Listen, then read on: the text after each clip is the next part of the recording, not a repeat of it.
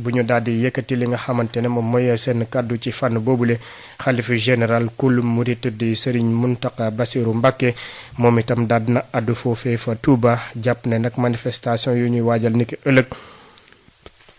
soxlawul benn taalibe wala boog benn ndaw nga daal di fa amal ay manifester ci biir Touba bu fekkente ne nag yow dem nga ba mënoo dégg ay kàddoom ne nag di nga wéy di manifester moo ngi sàkku ci yow nga daal di génn réew ma wala boog nga daal di génn fi nga xamante ne moom mooy dëkk bu sell ba dem defe ko feneen wante nag Touba moom du nangu benn yoon nit di fa daal di manifester wala boog nga fay yëkki ay kàddu yu ñaaw noone la ko xalif général des Mourides daal di xamle sànq ca jaarale ko ci Serigne Bassirou Abdou Khadre jaarale ko ci ñi nga xamante ne ñoom ñoo yor wàllub kàddoom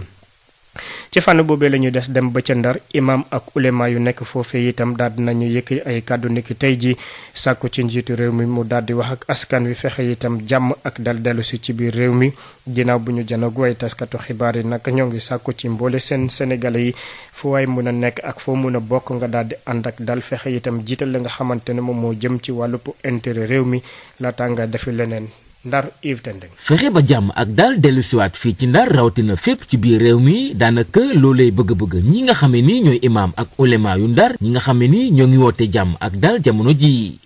kii di imam Babali mooy vice président bu kuréel bi leen ëmb fii ci Ndar. ñoo ngi gis ay scène pillage di toj di yàq ay scène violence di ay doole gis nañ ci sax ay bakkan yu faatu situation boobu nag. li ñu gën a metti mooy egsi na ba fii ci Ndar ci façon boo xam ni mosuñu ko fee gis donc jot na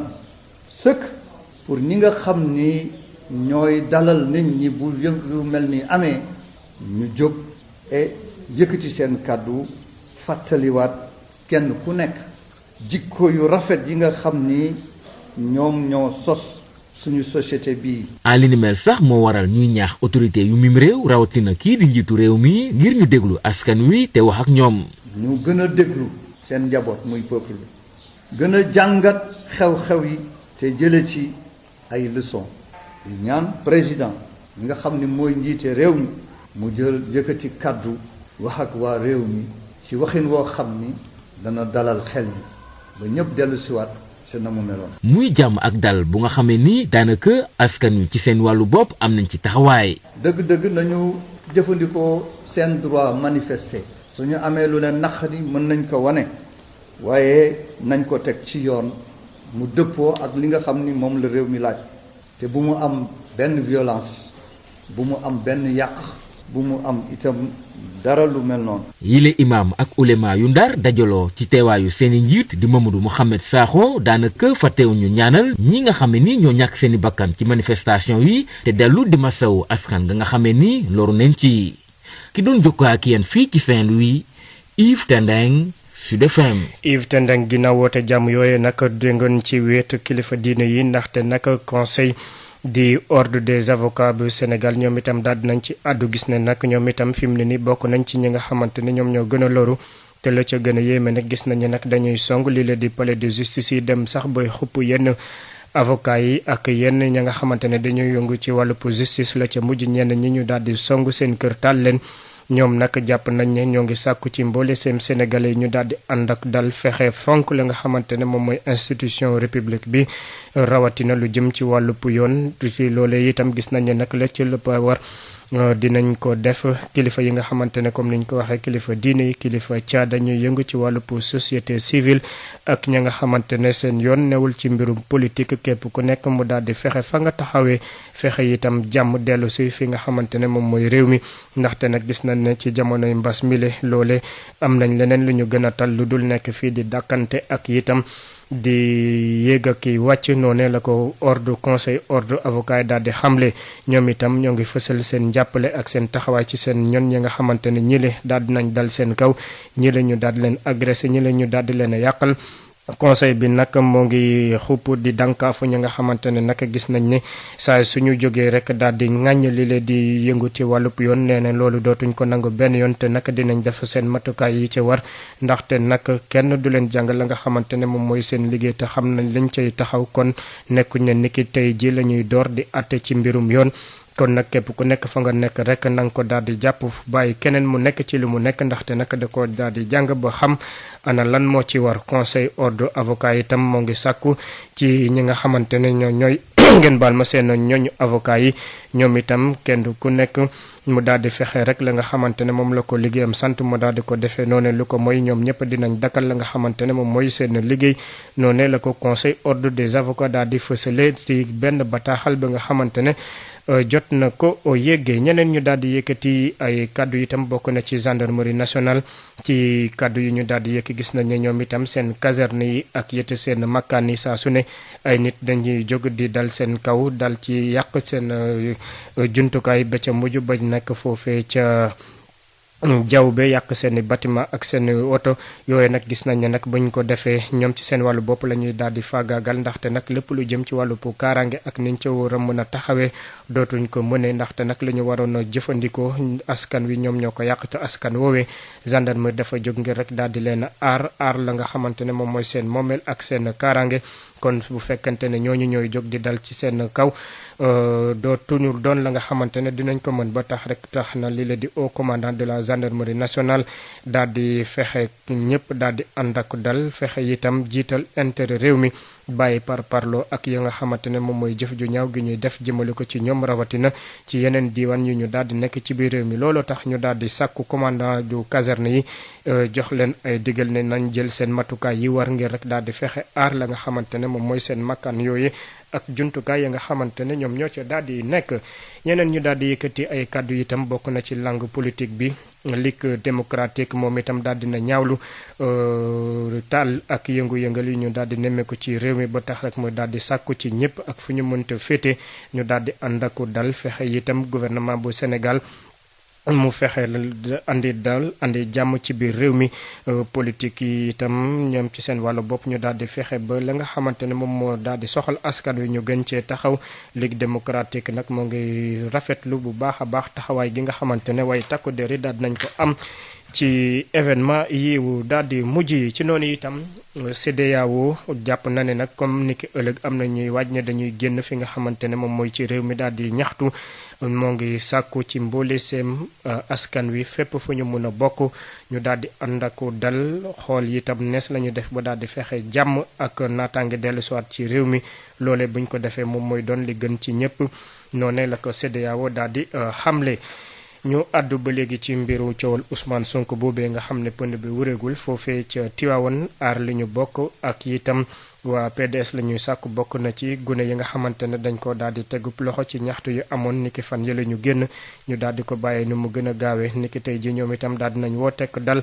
Babacar Sow. jàppante yu tar yu amoon àjjuma ji ñu weesu diggante waaye takk der yi ak manifestants yi fii ci département bu Tivaouane ginnaaw ba nga xamee ni tegoon nañu loxo Ousmane Sonko jëwriñu Pastef ci jafe-jafe yi nga xamee ni amoon na ko mook Adji Sarr aar li ñu bokk ci département bu Tivaouane di ñaan ñu teggi loxo kenn ci ñoom Lamine Niang di responsable parti démocratique sénégalais ak aar li ñu bokk bi nga xamee ni alkaati yi dañu ko dóor ko ba damm loxoom di teg loxo boo xam ni bii waa aar li ñu bokk ñu ngi koy mettitlu bu baax a baax waaye itam di ñaan dalandi di ŋaññi itam jafe-jafe yi nga xamee ni amoon na ci bés boobee di ñaanaat jàmm dellu siwaat ci réew mi El Hadj Amadou Cissé moo yore kàdduk aar li ñu bokk. Mouhamadou Lamine Niang dañ ko jàpp depuis àjjuma bañ koy jàpp mu jàppanteeg force de l'ordre bañ ñëwee di ko jàpp dafa yëkkati ay loxoom am na ay gàtt yoo ñëwoon en renfort xàmmewuñu ko dañu jàppanteeg moom dóor baaraam bi damm waxuñu kenn ku jóg di yàq wala nga yàq alalu réew mi wala nga yàq alalu jàmbur Mouhamadou Lamine Niang du santaane loolu ñun ñii ànd ak moom tamit di santaane loolu kon donc loolu bu amee ba mu am ay dérapage gën a rafet rek mooy ñu jéem a seet ni ko sarale kon donc loolu njuumte la dañuy ñaan autorités yi préfet bi nga xam mooy suñu kilifa ñun ñëpp di ñaan le procureur Babacar Diop bi nga xamante nit ku baax la di ñaan le commissaire Bara Niang bi nga xamante wax dëgg yàlla suñu collaborateur la que lii nañ ko teg ci suuf lillaahi ji mi wa rasulillahi nañu bàyyi Mouhamadou Lamine Niang mu dellu këram parce que Mouhamadou Lamine Niang sa place n'est pas en prison. ñoom ñooñee doon dajeek waaye taskati xibaar yi ñaan lépp dalandi Assane Diop jëru ñu nekk ci bopp Pastef ci département bu Tivaouane di weddi xibaar yi nga xamee ni rotol nañ ko ni jàngalekat yi ñoo génne élèves yi Assane Diop. xale yi ay majeur lañu xale yi ku leen jàppee ay xale da ngay nax sa bopp réseaux sociaux yi ñu ngi fi télé yaa ngi fi leneen a ngi fi loo xamante ni ñu ngi jàng ñoom ci école yi ñu ngi jàng bu baax xam ni ce que c'est un pays de droit ce que c'est la liberté ñu ngi jàng xam nañu bu baax ce qui se passe te aussi ils sont informés donc ñoom ñoo jël seen initiative génne seen bopp pour wane seen naqar wane aussi ni li nga xamante ni moo am ci réew mi neexu leen donc kenn génnewu leen. Tivaouane Babacar Sow dañ ci jokk ak yéen pour Sud FM. Babacar Sow dem ba ca Mbour département bu foofee itam gis nañ ne nag fépp fa nga xamante ne célébé yoon la fa ay militaire lañ fa daal di gis loole nag dañoo jóg ngir rek daal di gën a taxaw askan wi fexe sàmm seen kaaraange. loolee nag ñoo ca ëpp la ñu yëkk ay kàddu nag gis na ne dañoo bàyyi ba jaan ba daal di romb ñu topp ca watat ga di ko dóor loolee itam la ca mujj police daal dina tegub loxo lu toll ci fukki ndaw ak ñeent ya nga xamante ne kenn ci ñoom bokkul ci mbirum parti politique Mbour Moustapha Sall. ak dal amaat na ci njeexitalu ay bis bi gannaaw àjjuma bu nga xamante ni jàppante bi bari woon na lool ñi nga xamee ne nag ñooy gone yi doon yëng-yëngal ñoom daal salfaañe woon nañ avenue Demba Diop bu baax a baax laataa ñuy dugg ci Auchan bi dajj ko yàqate ko ba pare roñce bagage daal di dem te gannaaw ba nag la ñu nemmee ko ay militaires yu nga xamante ni ñëw nañ renfort fii ngir jàppale takk der yi am na ñaari ponk yi nga xamante ni da nga leen fa gis soo demee croisement Malicounda da nga leen fa fekk beneen bi tamit mooy ci kanamu tribunal bi da nga fa fekk tamit foofu ñu taxaw ndaxte foofa bari na service yu bari yu fa nekk yu mel ne trésor urbanisme impôt et domaine ak yeneen waaye nag am na ñenn ñu nga xam ni nag ci askan wi la ñu xool mooy teewaayu ñi nga xam ni ñoo yor kaaraange gi dañoo bàyyi ba jaan dem ñu topp ca watat wa di dóor ndaxte gone yi yàq nan lu baree bari rawatina magasin Auchan bi nga xamante ne yàqte nañ ko ba pare te ñu ngay wéy di fa dugg muy mag di ndaw di jigéen ku ci nekk yaa ngay dugg si di wut loo am di yanu di dem jël nañ lépp ba mu jeex la ca des nag ñu ngi ko jël di jël xotaat ya feeraay ya bagage yi nga xamante ne ni desoon na fa ci mel ne ay étagère ak yu ni mel ndaxte ba démb ci guddi gi lool am na ay charretier yoo xamante nii sax dañoo ñëw lu ñu mën a yeb rek yeb ko daal di yóbbu ñi fa nekk takk der taxaw fa jéem leen na dàq ba tàyyi waaye dañoo mujj sonn bàyyi leen ñu bare nag jàpp ne lii ñii di def ak càcc lay gën a nuróol fi jàppante yi amoon nag fi xale yi doon defe seeni ñaawteef ku fi ñëw moom xamme fii dara xewoon na fi ndaxte yàqu-yàqu yu ma nga fi ba léegi lakk-lakk yooyu fa ñu taaloon lépp ak ay bagages yu jaxasoo lool ak tali bu ñuul kukku moom la ñu nemmeeku waaye jàpp leen nag gannaaw manifestation yi takk der yi teg nañ lu toll ci fukki ñeent ay gone yu nga xamante ne ñoom ñëpp bi ñu defee suñu gëstu amul kenn ku ci bokk ci parti politique ngay nekk militant ci parti wala yu ni mel loola day ñu jege dossier bi lool xamal nañ ñu ko ñu fàttali tamit yëngu-yëngal yooyu ci jamono ji muy am ñi nga xam ne ñoom lañ tëjoon ci kase bu Mbuur yëng nañ fa fipp ba am ñaar fukk ak ñett yu nga xamante ni fi ñu toll nii réer nañu ba léegi kenn gisu leen génn nañ daal di daw waaye nag ñi ngi leen di wër bu baax a baax bu ñu sukkandikoo ci xibaar yi ñu jot Moustapha Sall fii ci Mbuur ngir Sud FM. Moustapha Sall noonee la ñuy tàbbi ci lu gënoon a fës ci ay xibaar ci ayu bés bi ñu génn ñu ànd ceeg Marie Rosaline Ndiaye. dal leen ak jàmm ci seen jotaayu xibaar yi gënoon a fës ci ayu bés bi ci Sud FM seen rajo. alxemes bi ñu génn ay cong yu taratar moo amee ca Bignona ba benn ndaw ñàkk ci bakkanam moom nag dañ ko tiire ab balu fetel ñu bëri jële ci ay gaañu-gaañu mu di ab bés bu tàngoon lool ñu bëri ci askan wi di joxoñ baaraam l'armée bu Sénégal nañoo waral faatuk ndaw boobee nga xam ne ñàkk na bakkanam gannaaw bañ ko tiire ab balu fetel Ignace Ndeye. bisu jeudi bu doy waar ñu mun ko méngali sax ak journée ville morte Bignona bi nga xamante ni soobu woon na ci wàllu fitna démb ci jeudi bi ay pneu yu ñu lakk ci yoon yëpp daal di rajaxe lii di station essence Total bu nekk ci biir ville bi ba tax na am na sax kenn ku ci faatu am ay du toll ci fukki ay ndaw yi nga xamante ni am nañu ay gaañu-gaañu bilan manifesté yi métti woon na lool waaye li ko gën a yokk moo di faatu ndaw bi di Cheikh Koli moom mi nga xamante ni dañ ko daal di jàmbal loolu gën a yokk mer ñi nga xamante ni ñoom ñooy ndaw yi doon manifesté ginnaaw bi nga xamante ni takk der yi ñu ngi doon jàmbarloo ak ñii di manifestant yi la njabootu Koli ñu ngi doon jooy ki nga xamante ni moom mooy seen doom di Cheikh Koli te ñu daal di ko faat borom kër gi Massiré Koli nekk sous le choc. benn bal daal yaa xam ne moom moo ko rey. li ma wax actuellement je suis très meurtri et toute ma famille d'ailleurs. alors bi ma laajee médecin bi ma ne ko léegi lan ngeen wax ne moo ko faat ñu ne moo ma ne ma non il faut que dañuy def autopsie. ginnaaw ndaw boobu ñu daal di faat am na yeneen ñaari ay manifesté yi nga xamante ni dañoo am ay gaañu-gaañu yu tar ba tax na dañ leen rawale ci hôpital nekk sa Ziguinchor militaires yi ñëw nag renfort pour dimbale ñii di gendarme yi ñoom ñii la ñuy joxoñ manifestants yi di leen joxoñ jàpp ni bal bi nga xamante ni moo faat kii di Cheikh Koli manifestants yi jàpp ni ci ñoom la daal di jóge. waaw bal lañ ko dóor. ma gis militaire bi dafa jege booy bi à deux mètres mu ne booy bi reculé booy bi ne ko reculé wu ma ba ko booy bi ne reculé wu ma rek ci la dóor booy bi ba mu ko dóoree fetal bi rek booy bi ci la daanu këma dévancé militaire bi ma ñëw dippi booy bi ba ma dippee booy bi gis deret bi ci yëre bi ma ne militaire ma ne ko rey nga leen rey ngeen booy mu ne ma rey ñu ko ma ne ko rey ngeen ko kaay xool. Bignona soobu ci fitna manifester bi nga xamante ni nasaxal na démb dëkk bi école marché commerce yi ba ci banque yi lépp daal di tëj amul dara li nga xamante ni dox na ba tax na ñu mënoon ko méngali sax ville morte sa Bignona ginnaaw yëngu-yëngu yi ñu nemmeeku ci manifester yi ñu bëri ci askan bi daal di jaaxle daal di ragal. fu mu ne nii kenn nekkatul jàmm kenn liggéeyatul. waaw dem ba ci ay nit armée di génn di tirer ci civil yi loolu moom kenn xamatul lii Sénégal mosuñu koo dund c'est la première fois dans l'histoire ñu gis ko. autorités yi war nañ cee jóg wax kilifa diine yi war nañ jóg wax. Ignace Ndeye doon jokkoo ak yéen ci Bignona pour Sud FM. ay waxtu tegu ci fii ci Ndakaaru ay cong yu taratar amee ca banlieue bu Ndakaaru ba benn ndaw di ab mécanicien moom it ñàkk bakkanam ndax dañu ko tiire ab balu fetel ci ay manifestation yoo xam ne ndaw yi ñu ngi ko doon amal Moussa Thiam. tàngoon na jëpp tey ci banlieue dakaroise ndaxte nag benn ndaw boo xam ne sax mécanicien la jot nañ koo faat gannaaw ba mu jotee benn bal ca bopp ba loolee nag moo ngi tukkee ci jaamaarloo bu amoon diggante force de l'ordre yi ak manifestants yi nga xam ne nag bëggoon nañu dem daal yàqi fi nga xam ni moo di mairie bu Yeumbeul Nord foofee sax la Baye Cheikh Diop faatoo sur place mbir mi yombuloon trop tamit ci force de l'ordre bi nga xam ne nag daanaka daal pour dàq xale yi jafewoon na lool ci moom ndaxte nag tribunal bu grande instance bu Pikine nag foofee tamit dañ ko yàqati yaxeet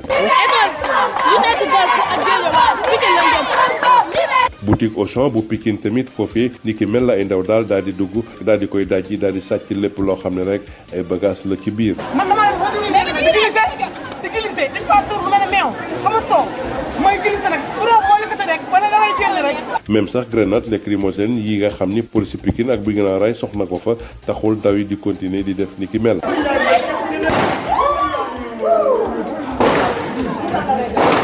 ni ki mel tamit la ñu nemmeeku ci station Total bu nekk ci rond-point Canada foofee tamit ay ndaw ñoo ñëw ci guddi gi bu 22 jotee nag daal di koy caxate sàcc lépp lu fay bagage balaa police di teew. pompe yi benn bu ne 7 millions lay. pompe yi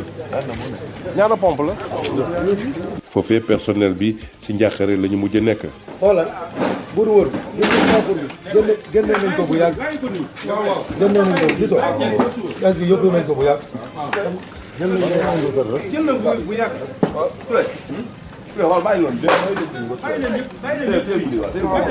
travaux BRT yi tamit jot nañ ko laal foofee ci arrêt Dial Mbaye ndaxte nag manifestants yi dañoo ñëw rek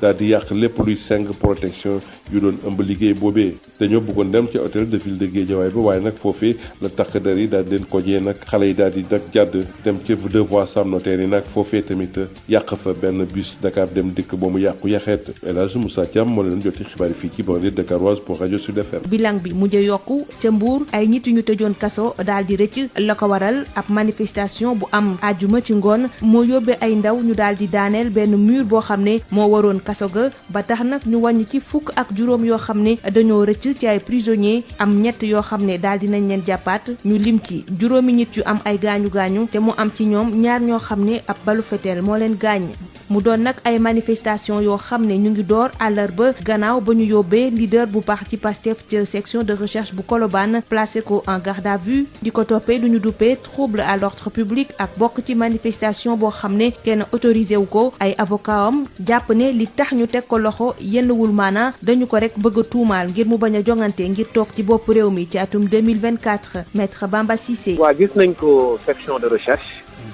à Colobane donc pare nañ interrogatoire bi ñetti officier ñoo toog di ko laaj mais Ousmane Sonko waxul. dafa noppi bañ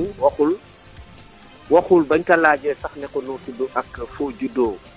ak yaay kan waxul biñ ko laajee également ci fond bi waxul donc il a opté pour le silence léegi pare nañ. ñun génn nañ section de recherche gardé nañ ko à vue mu ngi foofu ñu téye. dañ ko notifier que garde à vue la nekk nii wala. actuellement mu ngi en garde à vue. mi ngi en garde à vue. il est en garde à vue mais yow sa wàllu bopp bi nag nga jàngatee loolu nga xamante ne mooy décision bi ñu jël finalement qu'il est en garde à vue. il faut métitlu parce que nit ki doo ko ne wuyu jël convocation. mu ñëw di wuyu ji ay militants am topp ko. police créé ay incident ak gendarmerie moom mu nekk ci otoom deful dara. ñu ne ko léegi Ousmane Sonko. waa gendarmerie ne ko taxawal xaar fii pour des raisons de sécurité.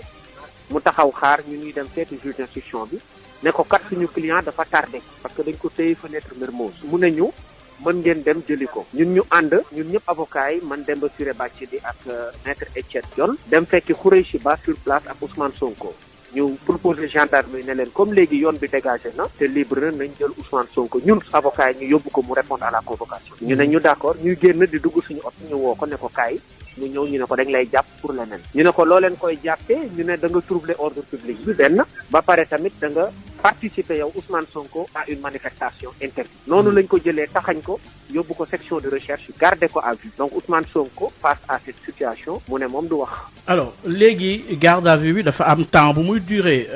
Maître Bamba. garde à vue bu dee ordinairement mën na durer ba 96 heures. parce que c'est des faits de droit commun nekkul terrorisme. maître est-ce que yoon may na la ni su fekkee ni dañ la def interrogatoire yooyu nga bañ a wax. waaw le droit de garder le silence est un droit la yow am nga ñaari option bu ñu la jàppee su la neexee nga wax su la neexee nga ci doo wax. te ëllëg sa doyen des juges daal di yónnee ab demande de comparution leader bu Pastef Ousmane Sonko ca ëllëg sa àjjuma ci fajar teel ñu daal di ko yóbbu ca palais de justice bu Ndakaaru foofa sax mu daal di fa jàkkaarloog juge Samba Sall waaye bañ koy amal ay avocat wam teewuñu woon audition bi nag dàkk nañu ko ba altine Abdoulaye Diop. njiital Pastef patriote yi dina fanaan njeexitalu ay bësam bu njëkk ci section de recherche déglu bi ko doyen des juges waroon déglu dañu ko daal di dàkk suñu sukkandikoo ci maître Ousseynou Ngom di kenn ci ñu koy layal. ndax bu ñu jàppee ne yaa ngi entendre suñu client même bu dee sax laaj si identité am la maanaam sa tur sa sant ku la jur ak leneen avocat yi dañu war a toog ba batañee ñëwee rappeler ko loolu ne ko lii du lu ñuy négocier moom tamit parce que nit la rek xëy na tamit dafa juum mu fekk ñu si ànd ak ñun léegi li ñu leen di xamal mooy suñu client Ousmane Sonko audition am dàqaat nañ ko ba altine. ab ñetteelu tuuma mi ngi daal di tegu ci ndondu Ousmane Sonko suñu sukkandikoo ci avocat bi ba tey. waaye li ñuul si soogi mooy dafa am ñetteelu toppee boo xam ne ñëwaat na teguwaat si ndodam ndax bu njëkk ba mbirum sàkku bi la woon viol trouble à l'ordre public participation à une manifestation non autorisée ñëw teguwaat jàpp leen ne am na beneen charge bu bu tegu ci kawam mooy appel à l'insurrection boobaa ñëw tey daluwaat ci kawam ñu yéeg tamit ne kilifa yi jébbal nañu assemblée nationale demande de lever immunité. lu ñeel dossier trouble à l'ordre public ak bokk ci doxub ñax bu ñu amul ndigal avocat yi di leeral ni enquête bi ba léegi jeexalaguñu ko. ci guddik àjjuma ministre de l'intérieur Félix Antoine Diome doon jàkkaarloog taskatu xibaar yi di nakarlu bu baax a baax manifester yi nga xam ne moo lëmbee réew mi dalee ko ay fan nee na nag mbir mi yëfu bandi la ko jàppee te nguur gi dina def lépp li war ngir ñu teg loxo ñi nga xam ne ñooy jëfee yu ni mel nee na nag gouvernement bu Sénégal mu ngi woote ceeb dal ngir kaaraange gi dellu si fii ci réew mi. lii nag doon loo xamante ni lu bees la suñu réew waaye ku ne xam na ni nguur di doxee dina am ay xibaar ak ay xeetu renseignement yoo xamante ni xañ na ñeneen ñi duñ ci jot ñu gis te yéen ñëpp seetlu ngeen ko fan yii ñu weesu démb moo ci mujj gis ngeen ñu yor ay fital di song bérébu liggéeyukaayu jàmbur gis ci yeneen yoo xamante ni tamit yàq nañ seen alal ñu doon ay nit yuy dundee seen ñaq te ku ne xam na ni seen yoon nekkul ci lii nga xamante ni moo xew ku yor sa magasin wala nga yor sa boutique tëj ko nit ñëw dajji ko jël la fa nekk te ngay dundee sa ñaq te kenn xamul ñaata at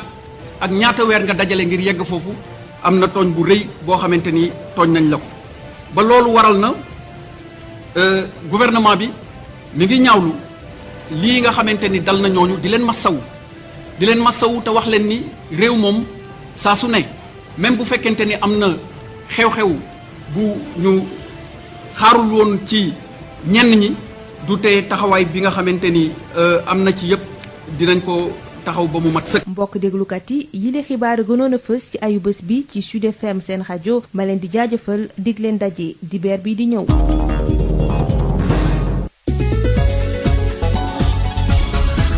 Birama Ndiaye. mbokk yi fii la ñuy yem ak yéen ci xibaar yi sant leen gërëm leen xanaa lu ci gënoon a fës rek bokk na ci xalifa généraux kilifa diine yi fu ñu mënti nekk kilifa diine jullit kilifa diine catholique ak itam ñi nga xamante ne bokkuñ ci ñaari diine yooyu ñoom ñëpp a bokk maas defub déclaration fexe itam gis ak njiitu réew mi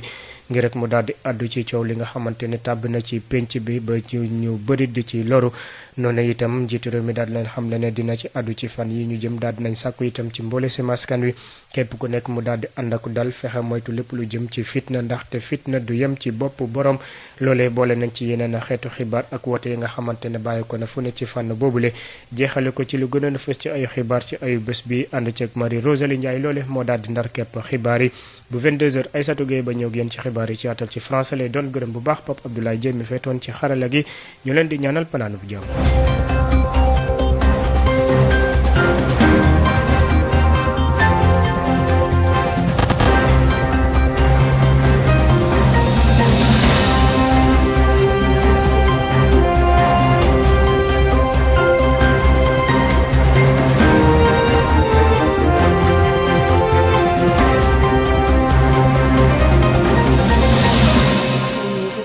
Ceci n'est pas un examen médical. Ça c'est fort. Tout de suite, la pub sur Sud.